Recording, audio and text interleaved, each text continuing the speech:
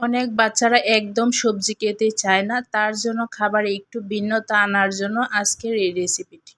৮ মাস বয়স থেকে যে কোনো বয়সী বাচ্চাদেরকে এই রেসিপিটি করে খাওয়াতে পারেন। তবে ৮ মাস থেকে ২ বছরের বাচ্চাদের কীভাবে খাওয়াবেন, ২ বছর থেকে তার ঊর্ধ্বে বয়সী বাচ্চাদের কীভাবে খাওয়াবেন, সেই টিপস সহ থাকছে আজকের এই রেসিপি।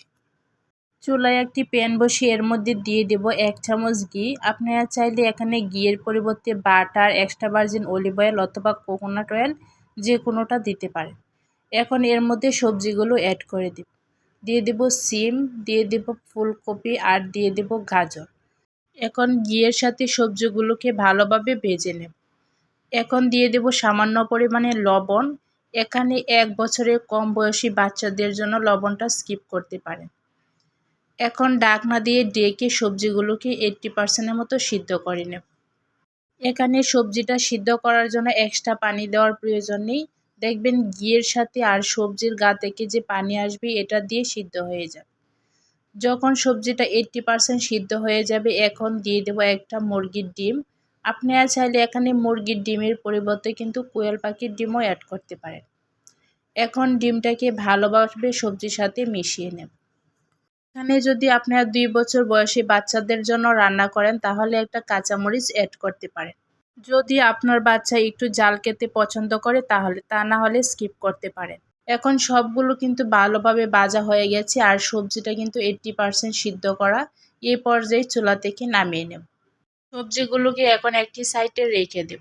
আর একই প্যানে দিয়ে দেব ১ চামচ ঘি। ঘিটা যখন গলে যাবে এর মধ্যে দিয়ে দেব সামান্য পরিমাণে পেঁয়াজ, একটা তেজপাতা, ১ টুকরো দারচিনি, একটা এলাচ দিয়ে পেস্টটাকে একটু ভেজে নেব। পেস্টটাকে ব্রাউন কালার করে ভেজে নেওয়ার দরকার নেই। পেস্টটা যখন একটু নরম হয়ে আসবে এই পর্যায়ে দিয়ে দেব পোলাওর চাল।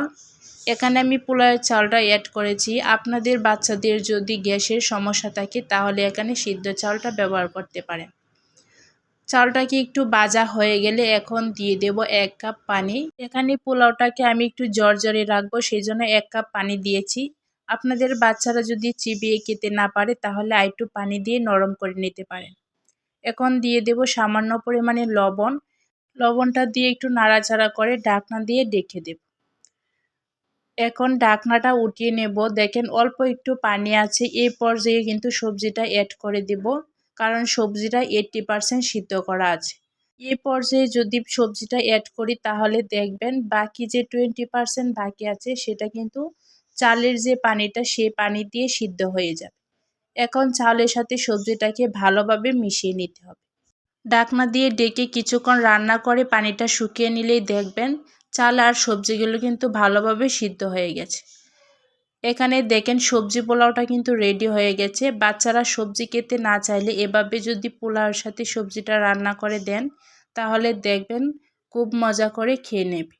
বাচ্চাদের খাবার তালিকায় ভারী খাবার হিসাবে কিন্তু সকালে, দুপুরে অথবা রাত্রে যে কোনো সময় আপনারা এই খাবারটা রাখতে পারেন।